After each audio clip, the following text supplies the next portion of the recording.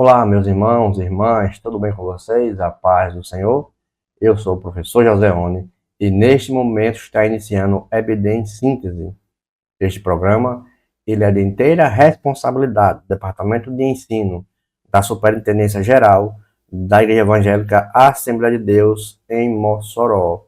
E estamos juntos para mais uma lição do nosso quarto trimestre de 2025, Corpo, Alma e Espírito, a restauração completa do ser humano para chegar à estatura completa de Cristo. E hoje, meus irmãos, estamos encerrando este ciclo da nossa lição de número 13, é nosso encerramento, hoje, no dia 28 de dezembro de 2025.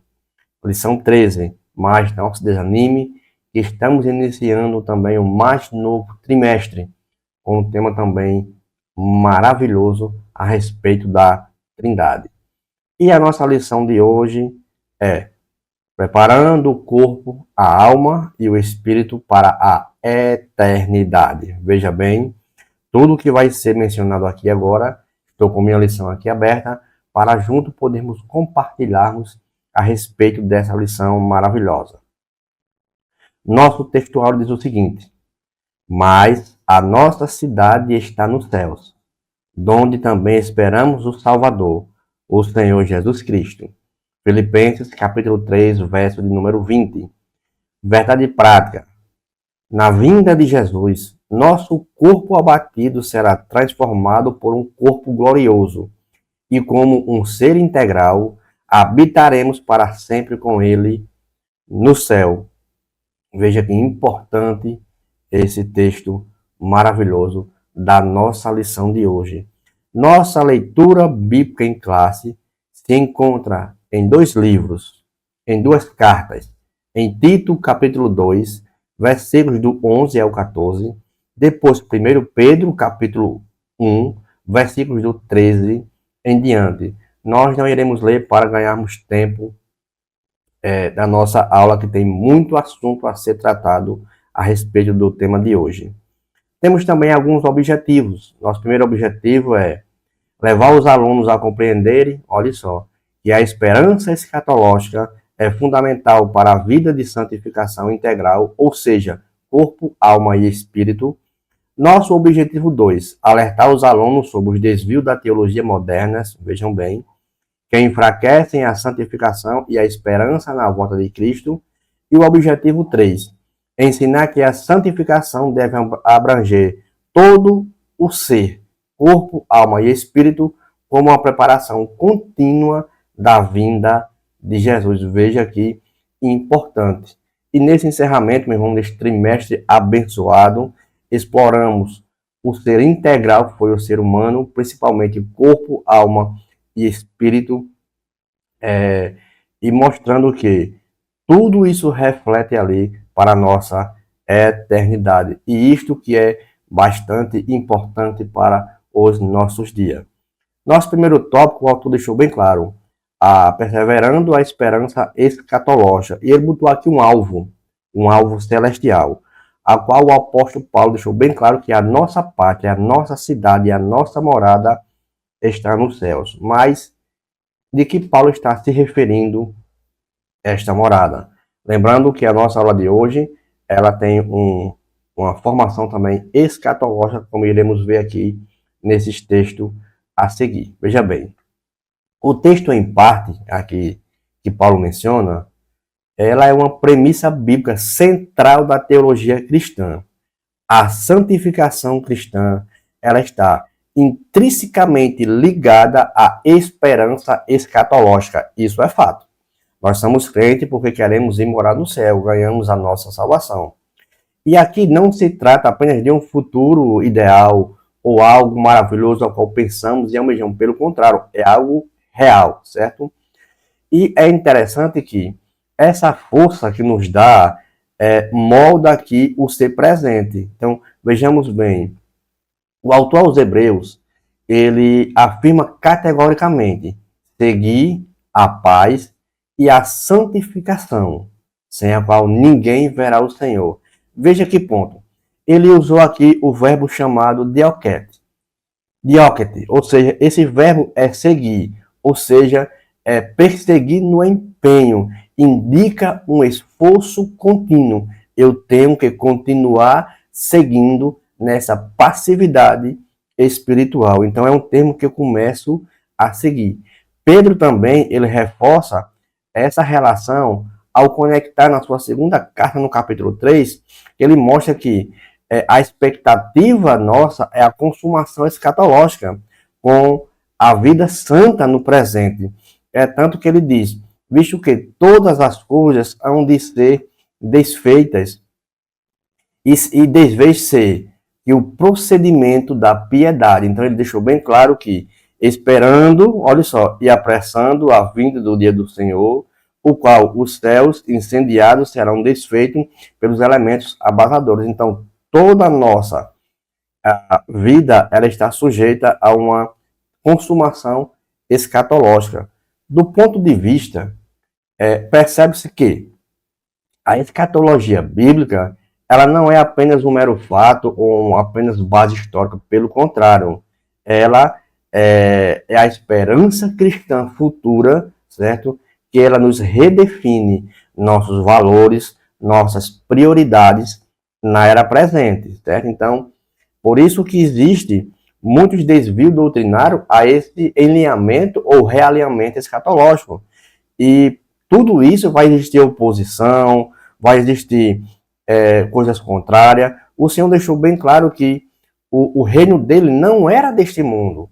E por isso que existe esses enfrentamentos de oposição.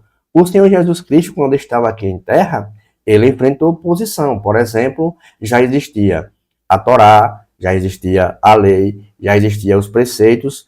E quando o Senhor Jesus ele começa a interpretar esses textos, os fariseus dizendo que ele utilizava nova doutrina, mas pelo contrário, ele apenas estava interpretando aquilo que eles não conheciam.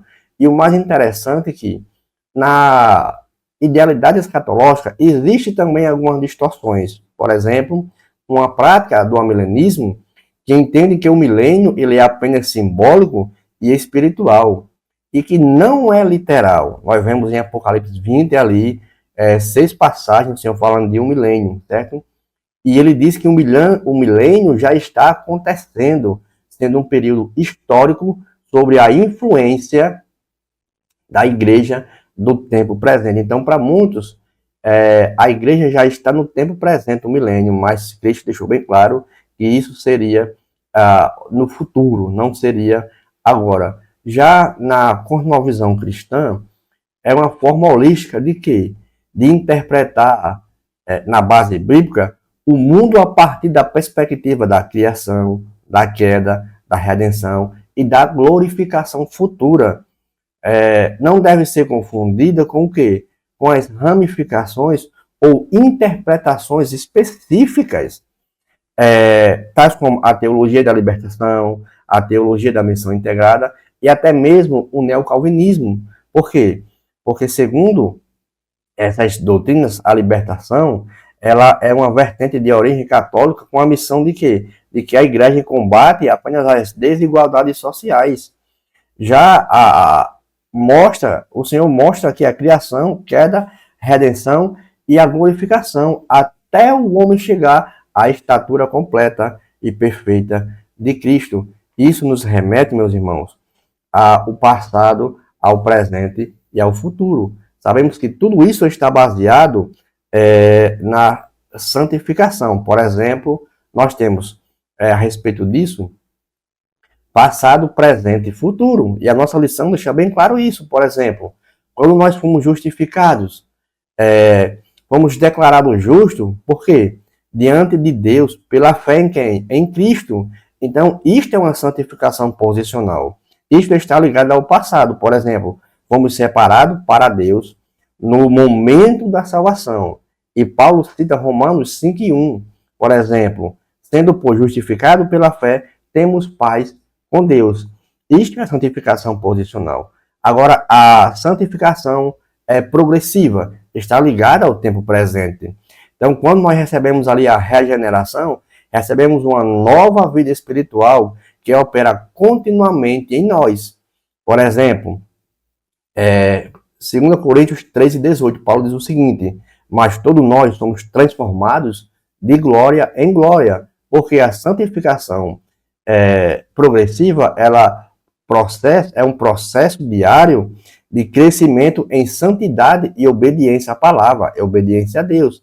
Já no futuro é a nossa glorificação, é a redenção completa, certo, do nosso corpo e a libertação total do pecado. Por isso que chega até a glorificação, que é a santificação final, perfeita, eterna, na presença do Senhor.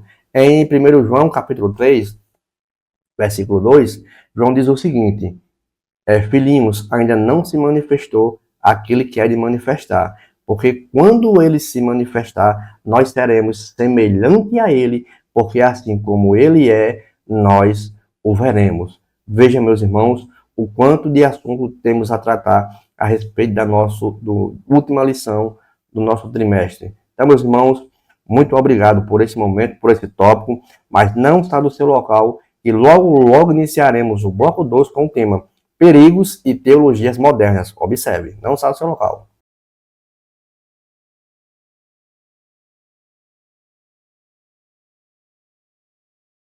Olá, meus irmãos, estamos de volta agora para o nosso bloco 2, com o tema maravilhoso, Perigo de Teologias Modernas. Veja que interessante é o nosso tema de hoje. Então, o autor vai trazer um cristianismo secularizado. Primeiro ponto, meus irmãos, o que é secularismo? Secularismo é uma mentalidade moldada pelo século, ou seja, o tempo presente. É uma palavra latina, certo? Que limita a vida e a fé aqui e agora, excluindo ou minimizando a realidade espiritual, a eternidade e a ação sobrenatural de Deus. É uma centralidade no agora. Viver sem reverência ou referência à eternidade, ao juízo, ao reino de Deus, conformando-se com o padrão deste mundo. E Paulo deixou bem claro, não conformai-vos com este mundo, mas transformai-vos a nossa mente, certo? Eles tratam também sobre a respeito disso, de uma autossuficiência humana, certo? Que é a confiança em quê? Em métodos, ideologias e forças humanas, em vez de depender totalmente de Deus. E através disso vem aquela diluição da fé. O evangelho ele é reduzido a um discurso moral ou até a um ativismo social, mantendo a aparência ali religiosa, mas sem nenhum poder espiritual. Então, isto é que vai tratar o secularismo hoje em dia. E interessante que esse secularismo, nessa período contemporâneo, ele trata da nossa fé cristã, e é um ponto que essas agendas ideológicas, sociopolíticas ou econômicas frequentemente estão desvinculadas da dimensão espiritual e de que trata nos últimos dias do Evangelho. Então, essa prática ela é totalmente ignorada por aqueles que tentam diminuir justamente a fé de cada cristão. Jesus ele deixou bem claro, ele advertiu que nos últimos dias haveria essa normalização da vida desassociada de Deus, semelhante aos dias de Noé. Em Lucas capítulo 17, dos versículos 26 ao 30, deixou bem claro o autor, assim como foi nos dias de Noé, será também na vinda do dia do Filho do Homem. Comiam, bebiam, casavam-se e davam-se em casamento. Então, o ponto central do texto de Lucas não é apenas tratar da imoralidade, mas também da indiferença espiritual de um juízo iminente. E logo em seguida, em Lucas capítulo 18, o Senhor Jesus mostra ali a parábola de um juiz iníquo, a qual ele enfatiza a perseverança em quê? Na oração e em um contexto de totalmente esfriamento de fé escatológico. É tanto que o Senhor diz, porventura, quando o Filho do Homem vier, ele achará fé na terra? Então, este é um ponto central. E Paulo também, ele reforça essa crítica ao afirmar que as armas das nossas milícias não são carnais. E em grego, a palavra sárquicos aqui refere-se e pertence a uma esfera meramente humana, natural e limitada, certo? A igreja, ao adotar estratégias puramente humanas para enfrentar a realidade espiritual, compromete aí a sua identidade e a sua eficácia. Porque o verbo que ele também usou, destruir, demolir, indica que o evangelho possui poder para derrubar fortalezas espirituais, não apenas sistemas sociais. E o Senhor diz: edificarei a minha igreja e as portas do inferno não vão prevalecer contra elas. Por quê? Porque nesse secularismo vai aparecer falsos discursos, e isso é perigoso. Por quê? Porque é abordado como divórcio, como uma prática corriqueira. Ah, eu vou casar, mas se não der certo, eu, eu, eu me separo. Então já vai pensando sobre não der certo.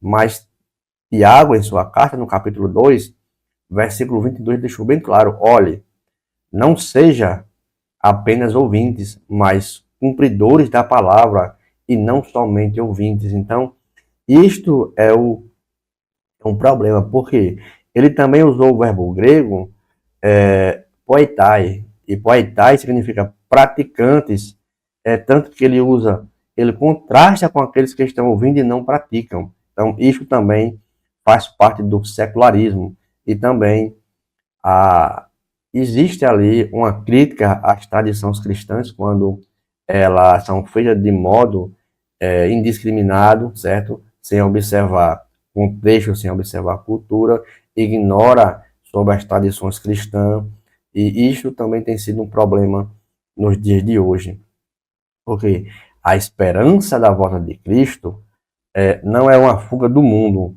mas é uma purificação para vivermos nela. E no contexto pentecostal clássico, a ênfase permanece em um evangelho simples, integral e poderoso. Isso, bastante poderoso. E vai falar o quê? Que no Jesus, quando ele salva sobre na sua soteriologia, ele cura sobre sua cristologia, batiza com o Espírito Santo, lá na pneumatologia, e voltará a escatologia. Então, tudo isso está sentado na integralidade da Bíblia Sagrada, certo? Então, a, quando a gente perde a expectativa da iminente volta de Cristo, nós estamos comprometendo ali a nossa santificação, conforme João, ele deixou bem claro. 1 João 3:3, todo aquele que nele tem esta esperança purifica-se a si mesmo. E isto que devemos ter em mente, porque se Cristo nos prometeu que vai voltar, que meu corpo, alma e espírito tem que estar íntegro até a sua vinda, então eu tenho que ter cuidado com isso, certo? Então, resumindo esse texto, o texto aqui vai demonstrar de forma coerente com o testemunho bíblico que as teologias modernas, quando desvinculadas da escatologia, do arrependimento e do poder espiritual, conduzem a um cristianismo enfraquecido, secularizado e antropocêntrico, ou seja, totalmente voltado no homem. Mas a preservação bíblica exige o quê? Vigilância doutrinária, fidelidade às escrituras e uma esperança viva na volta iminente de Cristo, que sustenta a santificação e a missão da igreja. Então, não saia do seu local, que logo iniciaremos nosso bloco 3 com o tema Conservando Espírito, Alma e Corpo. Voltamos já.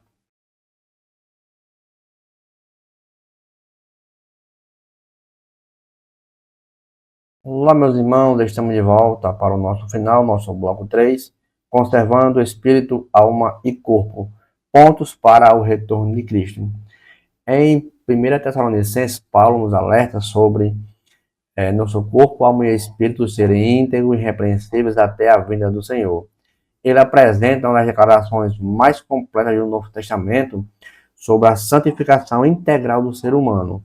Mostra aqui que possui um caráter que eminentemente esperando a volta do Senhor Jesus Cristo.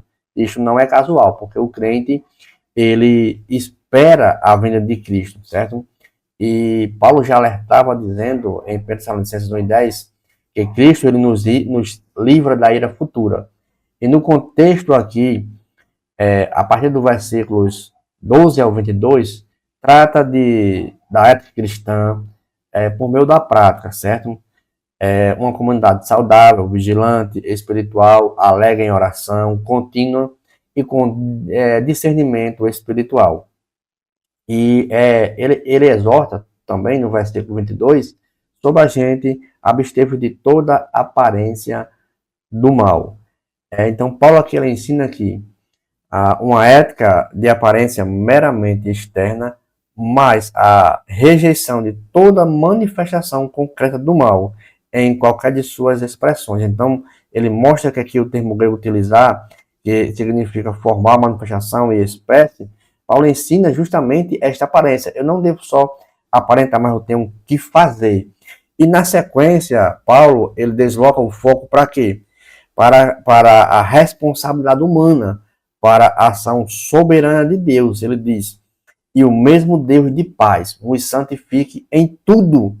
Então o verbo aqui é hagiosai, santificar, está no aoristo optativo, indicando desejo intenso e uma dependência total de uma ação divina. Por quê? Porque a santificação aqui não é apenas posicional, mas ela é progressiva e perseveradora. Isso depende também de mim. A tríade aqui, corpo, alma e espírito, pneuma, psique e soma, tem sido amplamente discutida em toda essa teologia paulina e a gente discutiu ao longo desse trimestre. É interessante que Paulo ele não pretende aqui oferecer uma antropologia física rígida, pelo contrário, mas ele enfatiza aqui a totalidade do ser humano, certo? E tem como objetivo, Paulo aqui, não de dividir o homem, mas de afirmar que nenhuma dimensão da existência está fora do alcance da santificação, porque uma santificação ela tem que ser completa e o modo como Paulo trata aqui o texto, ele reconhece de modo realista bíblico que a atenção está entre a nova vida em Cristo e a presença da nossa natureza carnal. Então, a Escritura, ela não ignora essa realidade. Pelo contrário, nós somos nova criatura, mas temos uma realidade, temos um corpo carnal, a qual nós estamos todo dia. Se nós não tivermos essa perseverança, nós não temos essa condição. É tanto que lá em Apocalipse 22 deixou bem claro. Continuem. Os injustos fazem justiça, continue imundo, ainda sendo imundo. Ou seja, ele deixou bem claro. Quem é imundo, seja mais imundo. Quem for sujo, se suje-se mais. E Jesus, ele aprofunda esse ensino ao declarar: Macários, bem-aventurado os limpos de coração, porque eles verão a Deus. Isso inclui uma pureza interior, não uma pureza comportamental, mas que sai de dentro para fora. Isso inclui afetos, pensamentos, intenções, dimensões e algo que você está centrado ali a ética do reino de Deus. Do ponto de vista a santificação, ela completa envolve o quê? Espírito, comunhão com Deus e uma sensibilidade espiritual, alma, mente, emoções e vontade, e meu corpo é a conduta externa e o uso responsável do corpo como templo do Espírito Santo. Então, meus irmãos, veja aqui, a esperança escatológica sustenta a santificação e as teologias modernas, ela vai trazer justamente essa dimensão para que a minha fé bíblica tenha o objetivo de me desviar desse intuito. Mas a fé bíblica não separa da escatologia, da ética e da espiritualidade. Ela une essas dimensões na expectativa de que? Na vinda iminente de Jesus, no qual meu espírito, alma e corpo, eles devem estar totalmente conservados até a vinda do Senhor. Então, meus irmãos, muito obrigado por esse trimestre maravilhoso. Fique com o nosso Senhor e tenha um feliz ano novo, saúde, paz e alegria no Senhor Jesus Cristo. Obrigado, fique com Deus e a paz do nosso Senhor e Salvador Jesus Cristo de Nazaré.